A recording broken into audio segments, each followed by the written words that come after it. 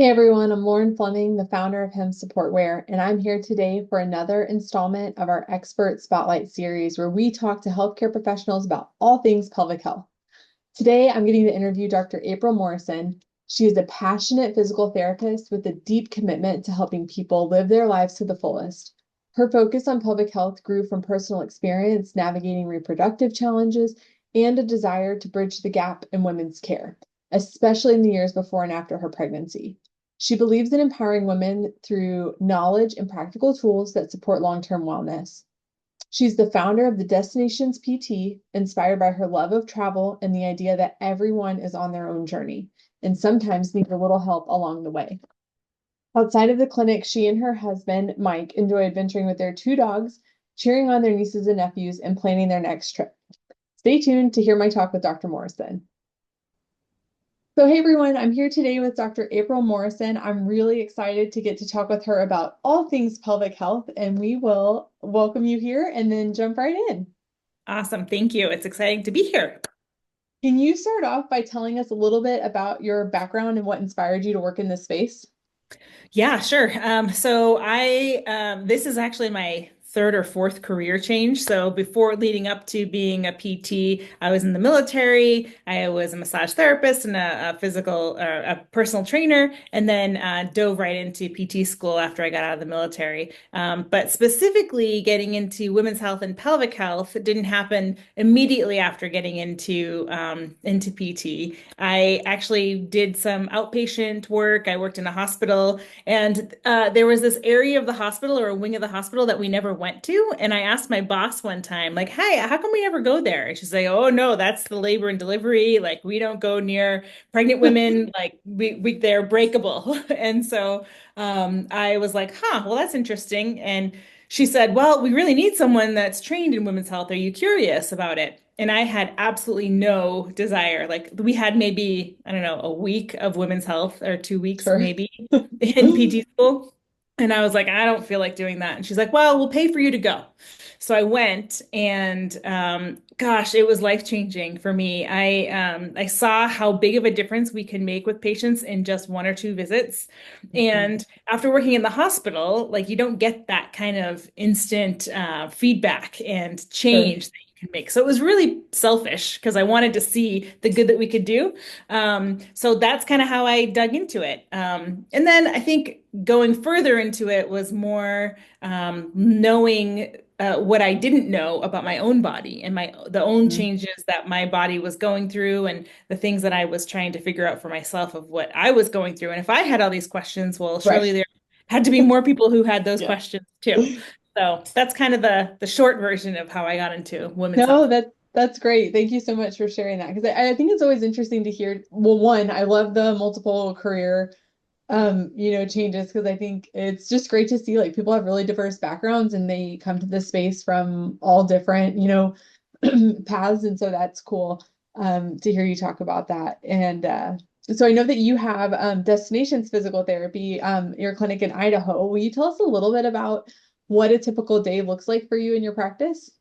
Sure, I wish there was such thing as a typical day. It's nice and It's a random, but loaded question. yeah, yeah. I love that it's random. I love that it's not the same. Like every day is a little bit different. It's a cash-based practice, so I don't have to see like people back to back to back to back, which is nice. But I do like to, group my patients together so that I can, try to make the most of my day. Sure. And it's just me in my practice, so I'm a solo Great. practitioner. And so I do all the things, and that means when anything goes wrong, it's my fault. If it doesn't go, but if it goes right, that's also my fault. Um, I see patients from anywhere from, I see all men and women. I see women who are dealing with pregnancy concerns or pain, trying to get pregnant and having some issues with that. So infertility stuff. I see women who are dealing with menopause and postmenopausal issues. So leaking, vaginal dryness, pain with intercourse. But I also see men with pelvic pain and pelvic dysfunction. And I think that we don't really talk about, men having a pelvic floor. Yep. too. But then on the flip side of that, I'll also see patients who have a shoulder pain or shoulder issue. And, when we look at the whole patient, then maybe they're coming for their pelvic floor and they're leaking, but we notice, hey, you've got this weird mechanical issue with your shoulder. And we just address all of those things too. So every day is different. And I get to see a wide variety, which makes it really exciting. Well, I really like hearing you say that too, because I think I don't know. I think there's a lot of different perceptions and like levels of knowledge regarding physical therapy and pelvic floor physical therapy. And anytime we can really like emphasize like men and women have pelvic floors, like a lot of I think what we see now makes it seem like it's only a women's issue. Right. So that's helpful. And like this whole body approach to our care is really important. Like it's something I hear talking to a lot of people. It's just like how, you might have something, going on and you're thinking, oh, well, it's this thing. But then as you realize like how interconnected like all of our systems are, yeah, it's great when you can work with someone like yourself that has that broader knowledge because I don't know, you can just, I think get to the root of your issues more quickly.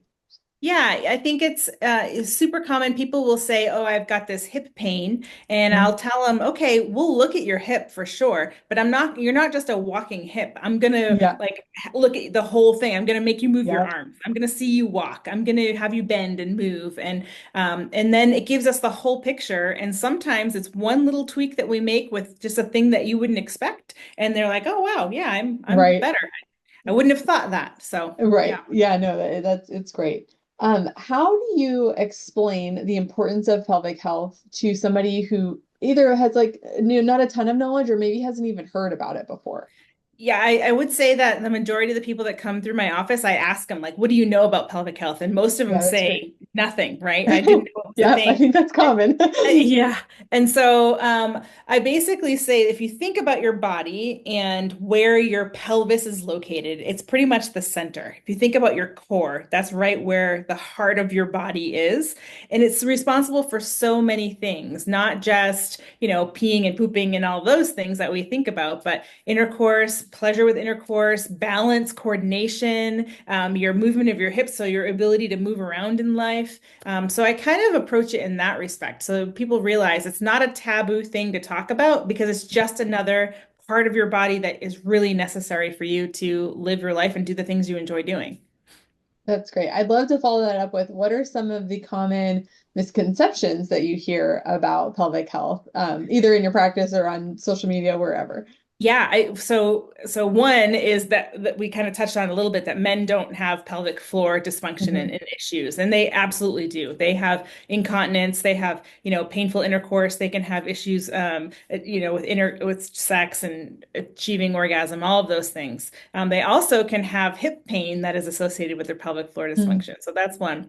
The huge one, the big one though, is that it's super normal for women to leak urine as they get older or, after they have kids, and that it's just kind of one of those things, those rites of passage in life that you just have to deal with. And gosh, Mhm. I scream that from the rooftops, and it's so sad to me that in 2025 we're still saying this. But it's Yes. it's a common thing, sure. Yeah. A lot of people deal with it, but it's not a normal thing, and it's not something you just have to accept and live with if you don't want to. And thanks for sharing that because I do think you even see stuff it's like oh it's just part of it and it's like a joke and Mhm. it's really good I think for folks to hear that like if you don't want that to be happening there's resources to help and try Right. and get things back on the right track. And I think too, that, the another thing that is a thing that comes up a lot is prolapse, and the dealing with prolapse and the taboo around that. People don't realize that it's super common for people to deal Yes. with, and that there's different stages and there's different Right. levels, and there's a lot that you can do before dealing with surgery, or before having to get to surgery to help and support and do the things that you need in order to help yourself. Yeah, that's a huge one. I mean, that was, my foray into pelvic health was experiencing prolapse after having my first kid. I was very like educated and like had, or I felt like I was like on a lot of the different processes and was Sure. completely blindsided by it. Like I had no idea what it was. I was like, what is wrong with me? What did I do wrong? Right. It was a very difficult experience. So I think the more that folks can just kind of know, hey, these things happen and here's your resources so that you can start getting like help as quickly as possible. Because, I of course had the similar experience after my second, but it was not the same experience, even though I had prolapse again, because it was like I knew exactly what was happening to my body. I knew the steps that I could take. I had everything like lined up, and it was a transformational experience. Like when you have, both of those things, but different level of knowledge. Sure. And just, I'm going to ask you a question now. Sure. But was there one thing that you wish you knew other than what prolapse was? Like one piece of information that you wish somebody had shared with you about prolapse or about the possibility of prolapse, kind of going into this? Yeah, I feel like some of the things that come up for me with that is that like even if you're doing, all the right things and like all of that, like it can still just happen. And so some of that, like where you're like, was this my fault? Did I not do certain things right? Because I think there can be fear too. Then once people know about it, it's like, well, what can I do to not have it? Like, how do I not do that? And so making sure that you don't kind of have that fear-based aspect around it of like, hey, let's do the right things that, that are in our control and that we can do, but knowing that this may still be an outcome. And then also just having more knowledge of what your resources are and then feeling empowered enough to then advocate. And like a good example of that is like using a pessary. So I was told about pessaries. They're more common, when I had my first kiddo about 5 years ago, pessaries, it was, they're of course being recommended, but like now, as I've even talked to my PT, she's like, oh, it's like if people are postpartum and they've got prolapse, so we're like actively recommending pessaries where it wasn't as prevalent 5 years ago, even.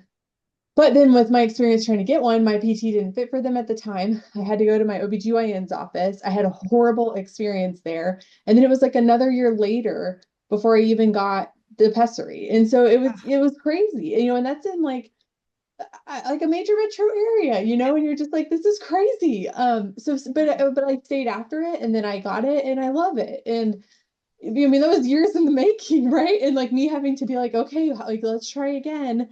So I think it can be easy for people to get discouraged with what their options are. And then just that knowing to give your body time. I think that's another huge one of like, even when you're doing all the right things for recovery, working with pelvic floor PT, doing your exercises, like time is also a huge game changer, especially for those folks postpartum. I know it's different, once you're older, but time is a huge deal, a huge part of the equation as well. Sure, yeah, you've got to give yourself time to heal. And that Mhm. magical 6 weeks postpartum doesn't mean that you're ready to go and No. do all the things. That's Yes, another misconception, it right? That is. that you're like, Yes. oh, okay, 6 weeks, you're good. Do all the things you Right. want. It's like, oh, maybe not. Yeah. Maybe No. not. Yeah. Yeah. No, absolutely. Um, will you talk with us a little bit about, I know of course everybody's unique and has different things going on, but are there simple like habits or things to keep in mind to promote good pelvic health that just could be helpful for anyone to hear? Sure. Yeah. I mean, the first heavy hitter is drink your water, right? Be hydrated, stay hydrated. I think a lot of people think that if they don't drink water, then they won't have to pee and then they're not going to Right. leak, right? Yes. And that Yes. is such bad information. It's just Yeah. completely false. So be hydrated. Your body needs it for several things. So that's one great piece of advice. And the other is think kind of tune into what your breath is doing in your daily life. Like if Yeah. you're concentrating on something when you're driving and you're looking for directions, or you're working at your computer and you're really detailed something, are you holding your breath? Like, and are you hunched forward and is your posture Mm. terrible? Because if your posture is terrible, then your body can't push the pressure that it needs to where it needs to go in the body, and it could be pushing it in the wrong places and causing you issues. So key into what your breath is doing as you go to get up from a chair. Do you bear down and hold your breath as you go to stand, or are you exhaling? Right. And those just little tiny things, keeping conscious of what your breath is doing and keeping hydrated, are the easiest ones that we can start doing, and everyone can benefit from that. Yeah, no, I appreciate you sharing that. I mean, I definitely am like have my constant huge water bottle that Yeah, I'm I'm checking I'm around with with you. me everywhere. But then the breath is huge. Like that was one of the a big learning experiences for me when I was first getting introduced to pelvic floor PT is just like, this whole system and like how your breathing impacts everything and inhaling and being able to relax. And And then reflecting on that in your day-to-day life, you're just like, oh, this is like, I don't know, you just start to notice things about yourself that you may have not even realized Yeah. before. And yeah, once you realize it's all connected, it's a lot of aha moments as you Right. learn more. And it's hard not to pay attention to it. Once you know Yes. it, like it's hard not to think about your breath. And then you'll probably find yourself telling other people, "Oh, you're holding your breath when you're doing Yes. that." So Yeah. A then big you one can for me be, too, along those lines is like the butt clenching. And like when I'm doing like certain things, is like, I'm like, oh my, or the jaw clenching. I think, yeah. those are both very like kind of related. And once I learned Yep. about that, I was like, oh gosh. Yeah. Yeah, it's crazy. Yeah. It's good though. When you Yeah, know, and knowledge is right. power. That's Mhm. exactly right. Do you mind sharing with us a success story about somebody that you've worked with? Oh, yeah. One of my favorites is this mom who came in for leaking. Like she was leaking. She's a equestrian rider, and she had had her daughter. At that time, her daughter was 18, and so she had been dealing with leaking for 18 years, and recently got back into horseback riding and had a little more freedom because her daughter had graduated, and she was able to do more things and was getting into barrel racing. And she came in tears because every time her horse would take off, she would leak. And she would get off of her horse and off of the saddle, and she was drenched. And she was so Mhm. mortified because you're doing this in front of Yeah, racing in front of all these right. people. And so, and she would tell me, she's like, it's a joke amongst, these riders in the rodeo that that's what happens when you're a woman of a certain age. And she's like, "Is there any help for me? Is there anything I can do?" And I was like, "Heck yeah, let's do it. Let's try. Let's see. Let's do an evaluation."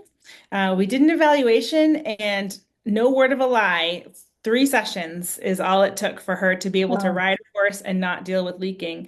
And we did a Amazing. few, we did a lot of different things. I had her video herself riding because I couldn't go and see her Sure. doing it, but I had her video herself, and she would tell me, what was happening, so we could look at, her body mechanics as Sure. she's doing certain things and what the horse was doing. And gosh, we were able to just kind of take care of that. And so she had been dealing with it for 18 years. Yeah. And she's like, I wish I had done this so many years ago. So, Hmm. but she put in the work. Like it wasn't anything Yes. magic that I did. Sure. I just was the vessel to give her the information, and she put the work in. And man, yeah, three sessions over, the course of probably about a month, and Wow. But she's it great. was just so incredible. I mean, that's one where I love hearing stories like that and then being able to share them for other people to hear because I hope that it encourages anybody who's sitting there, whether it's leaking, pain with sex, any of those things. Like if Yes. there is something bothering you or holding you back, like hear stories like this and then, find the right people Yep. because it can just be so impactful for, yeah, the many, many years to come. So Yep. thank Yeah. you so much for sharing that. Yeah, and another quick one I'll share is Yeah, absolutely. I had a gal who had been married for 11 years, and they got married young, and they had decided they wanted to start having kids, but they couldn't ever have intercourse, and they just weren't able to do that because it was too painful for her. He was her first partner, and they just weren't able to, and so her partner was so patient, but they really wanted to have kids and they wanted to start trying, and she was like, I don't know if this is ever going to happen for me. Sure. She had a procedure, a hymenectomy procedure, which I didn't realize they still do, but they did, and she had that done probably 3 years before I saw her, and she was still like, man, I have to try this. So we worked together, and long story short, she was able to conceive, and it took a little bit of time for her to get to that point, but she's able to Sure. conceive and came back for birth prep, so she would be prepared No. for Yep. doing that sort of thing, and was able to have a really pretty uncomplicated birth and really super successful, and has a bouncing Amazing. baby boy, not so Oh. baby anymore, but Uh, yeah. no, but that's amazing. I mean, yeah, it's so cool to get to hear how truly just transformational, it can be because it is exactly that. So thank you so Yeah, much for sharing that. sure. Will you talk to us a little bit? I know people kind of come in to learning about pelvic floor physical therapy specifically at different life stages. I feel like right now a lot of people are learning about it postpartum. But talk to us just a little bit about how you can think about how pelvic floor physical therapy can play into your life at different life stages. Sure. So, the pelvis, the pelvic floor, those muscles and all those structures around that are really important for your posture and for movement. And so, regardless if you're planning on having kids or if you've had your kids, like making sure your pelvis and all of the structures around it are healthy and doing the things they want to do to carry you through life is so important. So, coming for an evaluation, like if I was king of the world, everybody would have a pelvic or just a PT evaluation, right? Yeah. To make sure you're moving well. But just checking your posture, making sure you don't have any compensatory mechanisms that you're moving a certain way and you're protecting one thing, causing other issues. So, Hmm. doing those kinds of things throughout the stages of life is super important. And if you talk specifically about women's health, like dealing with young women who are starting their cycles and learning what their bodies are doing during their cycles and how the hormones are reacting in their bodies, to pregnancy and, those hormone changes and body structure changes, the balance changes, all of those things we can help with, even if you're not having pain, like those things we Right. can help with. And then again, into postmenopause, menopause, postmenopause, all of those lovely changes that happen in our bodies. Like we just keep changing and knowing that Right. changing is so important to know. And it's not going to be the same from one day to the other. So I hope that Yeah, I answers you. think no, no, absolutely. Because I feel like that's one of the biggest things I like if I'm talking to people about if I can get up on my soapbox, it's the let's be proactive with these things too. Like, let's not wait until we have a problem. Let's get those relationships established with your physical therapist, your pelvic, the ones that generally and focus on pelvic floor. Because I feel like to that exact point you were just making, like you might have had everything kind of figured out. And then all of a sudden you're entering this new phase and things are Right. different. And I think the more proactive we can be, which I know is a privilege, but the better because it just lets you stay ahead of things and not kind of get caught off guard. So yeah, Yeah. I like to hear kind of how people think about it at the different stages because I feel like I kind of hear different things where it's either a badge of honor to not have to see like a pelvic floor PT, or it's like I've done this small piece and then I'm done.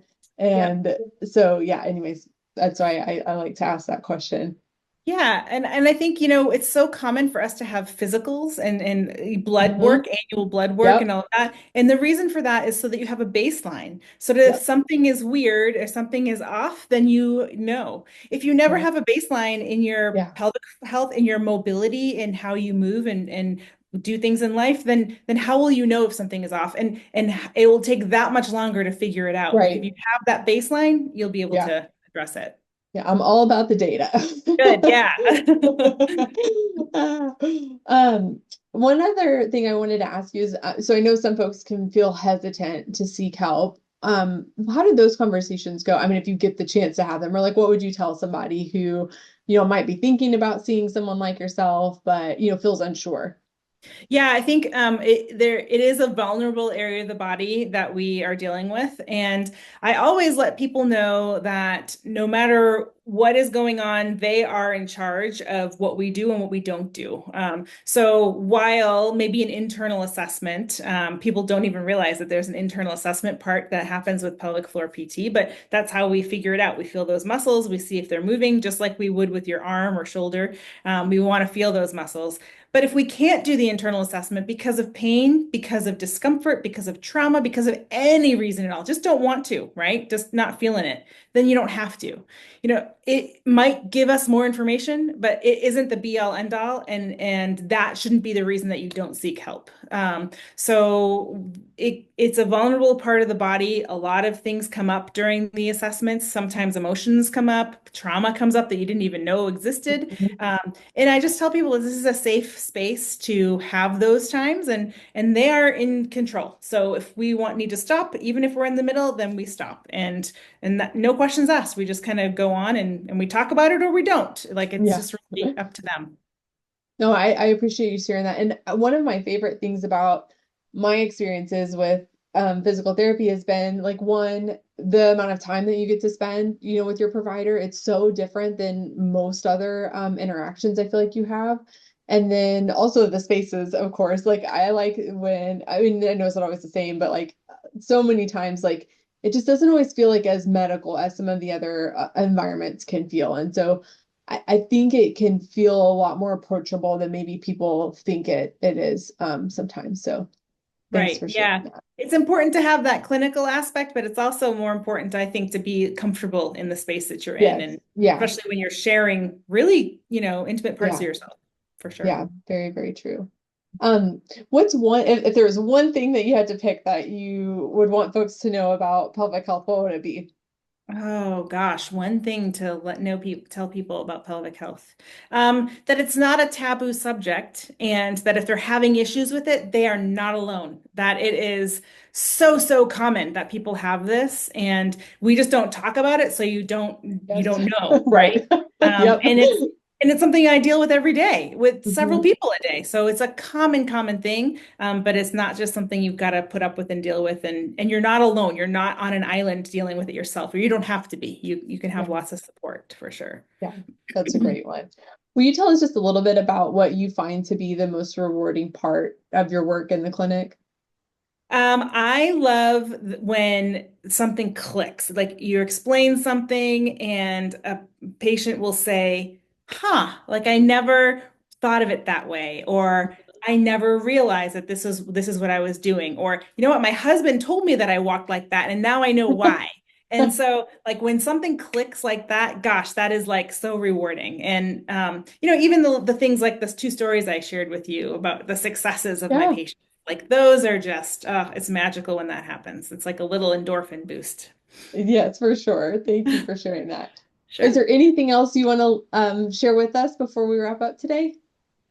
Just, I think that we are in a great time where people are talking about pelvic health more and the things that we do. And I think that it's so important that we keep continuing to talk about it so that our Yeah. daughters and our cousins and sisters and friends realize that this is a common thing we deal with. But like, let's not keep the information to ourselves. Let's talk Yes. about it and make it not a taboo subject so more people can get help and do the things that, that will make them better and have a healthy life for a long time. Yep. No, I think that's a great point. It's funny because I talk to a lot of people and I'm like, oh, like, do you know what a pessary is? Just as like one specific question. And most of them, of course they know. But if you ask my oldest daughter, she would tell you what it is. That's So, great. That's yeah. great. I love that. I love Yeah. that. And then, oh, one last other thing is I would say things are not one size fits all, right? So Yeah. not everything is going to work for everybody, and it's Yeah. best to figure out what works for your unique situation. That's the That's other. a huge one. I know because I love to talk to people like with it like as a toolkit. Is it external support? Do you have internal support? Do you for all of those various things? Right. Uh, there's a lot of choices, which is nice. I mean, that's the good part too, is just because you tried something, don't give up there if it didn't, Yes. work as you had hoped. So Right. And even if you try PT with one practitioner, yes, they have a different toolbox, like very and different true. approaches. So, Yeah, and different specializations and certifications. Yeah, that's a great point too, because it can vary, and I don't know that people necessarily know that. So I think right. that's huge takeaway for folks. Good. Great. Well, thank you so much, Dr. April Morrison. I really appreciate you talking with us today. It was great. I appreciate being a part of your people. Thank you. Thanks.